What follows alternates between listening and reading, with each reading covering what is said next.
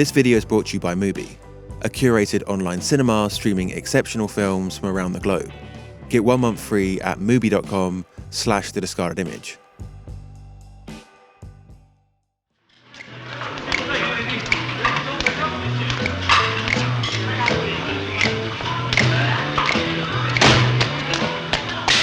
This is Bande de Pas, a film by French New Wave director Jean-Luc Godard.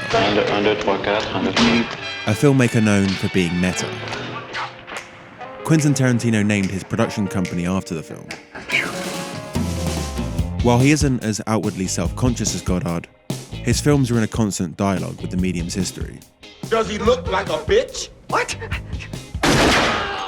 When you watch Pulp Fiction or Reservoir Dogs, you're not watching an authentic portrayal of criminals. You're watching Tarantino mixing and remixing his movie-watching experiences into his own films. The kid shouldn't play so rough. But however movie-infused his work is, whether it's two Marilyn Monroes in Jackrabbit Slims, or the Western/Kung Fu-inspired Kill Bill, his genre-bending antics reaches its climax in his latest film.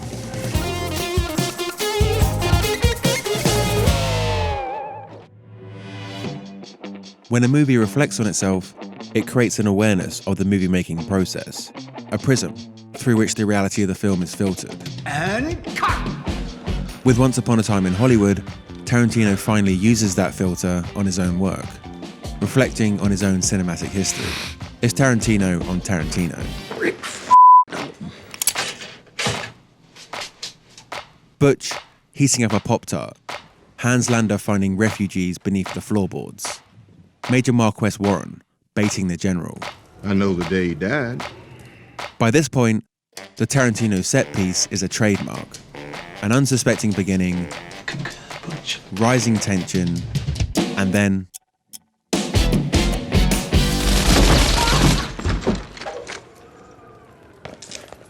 Cliff Booth gets his own extended cinematic suspense piece.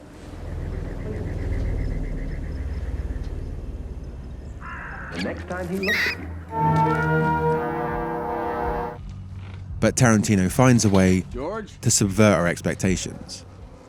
What the is the matter with you?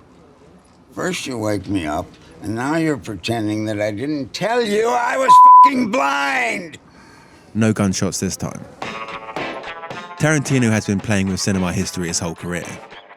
But now that his own work has become canon, he's begun playing with himself. Like his obsession with feet, which here looks less like a fetish and more like self-parody. Check this out. Same with the casting of Zoe Bell and Kurt Russell, seeing as both played stunt people in Death Proof. Hey, Warren. Who is this guy? Stuntman Mike. And who the hell is Stuntman Mike? He's Stuntman. A film about movie making is the perfect excuse for Tarantino to cannibalize his own work.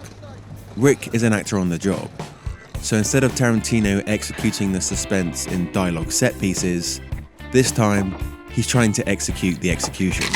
Senor Madrid, care to join me at my table where I entertain my guests? That works. The scene where he plays the heavy and Lancer seems like a remix of Tim Roth rehearsing as an undercover cop in Reservoir Dogs, and DiCaprio himself playing the heavy in Django Unchained. Calvin Candy's speech is intended to disturb his audience with the character's repellent thought process. Surrounded by black faces. However, we know DiCaprio as Cobb, as Billy, as Jack, and more importantly, as DiCaprio. No comment. Puts $50,000 in my lap! Tarantino knows that no matter how disgusting a character he plays is, we'll always love Leo. That was the best acting I've ever seen in my whole life. Thank you. As an audience, we are that little girl. That's casting for you.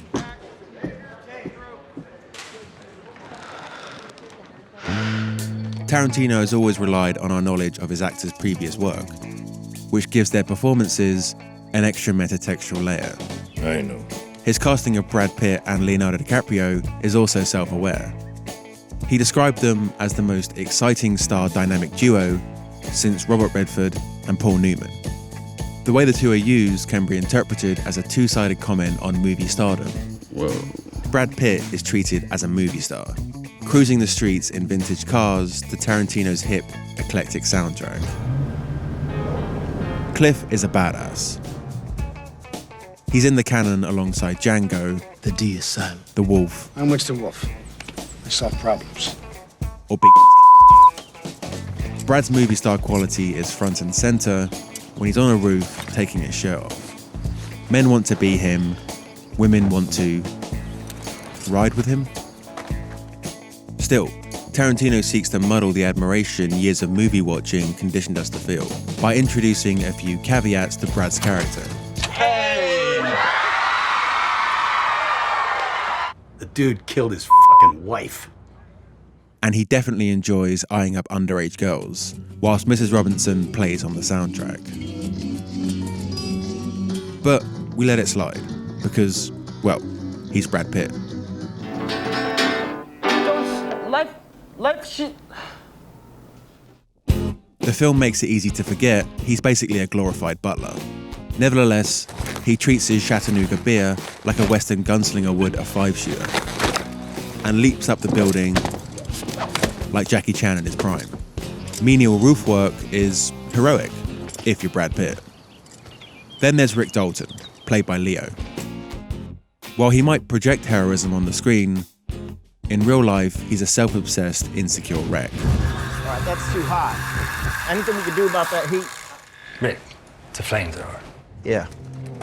He feels like he's past his prime, You're a fucking miserable drunk. until he catches the eye of a promising yet unconventional director who wants to help re-energize his career. 2 words. Nebraska Jim, Sergio Corbucci. Nebraska what? Sergio who? Does this sound familiar? That's because it's the story of David Carradine, Robert Forster, John Travolta, and Pam Grier. Tarantino is fictionalizing his own casting choices. Can you get more meta than that? As a matter of fact, Now, if you think you're seeing double, don't adjust your television sets because, well, in a way, you are. the idea of doubles in the film is the perfect metaphor for the meta-textual layers found within it. Cliff has stopped doing Rick's dirty work behind the scenes, but he's basically a stunt double in real life. Yeah, it's about right. He gets into real danger, while Rick gets into fake danger. They exist parallel to each other. While Rick's on set for Lancer, Cliff's visiting their old movie set. While Rick threatens a young girl in character, Like that. Cliff threatens a slightly older girl in real life. Well, look, Red, I'm coming in there. Cliff's conflicts seem to happen in the external reality of the film, while Rick's conflicts are more internal. Whoa. Rick and Cliff's pairing is just one of many where fiction and reality mingle to inform each other. Don't cry in front of the Mexicans. Like in the scene where Rick's reading Bronco Buster, a piece of fiction that perfectly encapsulates his struggles. He's not the best anymore. Ping, pow. In fact, far from it. He's coming to terms with what it's like to be slightly more Zoom. used. Rick stars in a fake film called Operation Dynamite. Yet the footage is from a film that actually exists. Moving Target by Sergio Corbucci. Remember him? Yet the most powerful example of muddying the line between reality and fiction is Margot Robbie playing Sharon Tate and seeing herself, but not herself on screen. These are for you. Street maps, places of interest. This is for you, too. In one of the most moving scenes in Tarantino's filmography, the actress revels in watching the character she's playing in another film. There's no way we can look at scenes of Tate, whether it's Robbie or Tate herself, and not be reminded of what happened to her.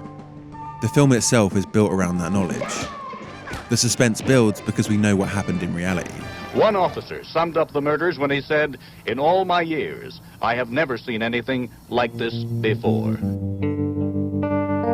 When Tarantino changes history, he brings together all the layers we've been discussing in this video essay. The clip that starts off the movie could very well be a promo for Rick's POV of the final scene. County law. You don't ever bring him in alive, now do you, Jake? Not when there's 3 of them and 1 of me.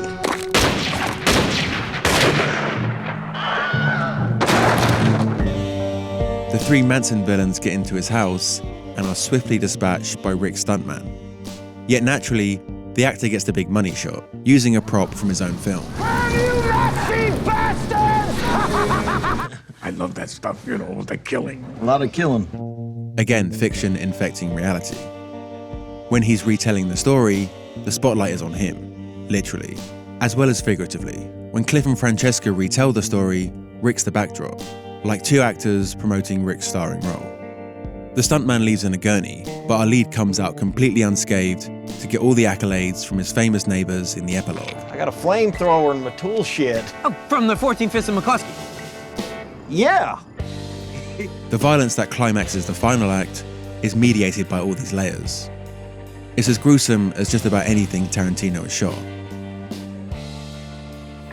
And like slaughtering Nazis or slave owners, it's satisfying, because we know what the victims did in real life. There's a modicum of payback that only fiction allows, yet it'll always be tainted by reality. When the camera cranes up to show Rick Dalton's meeting with the safe and sound Sharon Tate, still carrying her baby, her friends still breathing, we can't forget the reality. We can't forget Tate only survives in fiction, that her saviors are a tandem of Hollywood actors, and that despite its brilliance, this is still just a Tarantino film.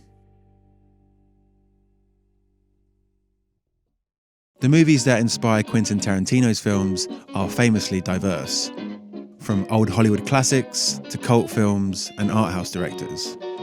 And these are the sorts of films you'll find on the streaming platform of this video sponsor, Mubi. I mentioned Goddard at the start, who Mubi frequently shows films of. In fact, right now in the UK and Ireland, they are doing a retrospective on him. Other directors I've routinely heard Tarantino cite include Jean-Pierre Melville, Eric Romer, Pedro Almodovar, and Joseph von Sternberg. All the sorts of filmmakers you will often find on Mubi.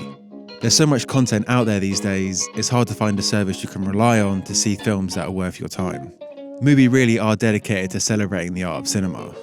They're great curators, and whenever I go on their service, I can always quickly find something that piques my interest. So, head over to Mubi.com/thediscardedimage for your 30-day extended free trial.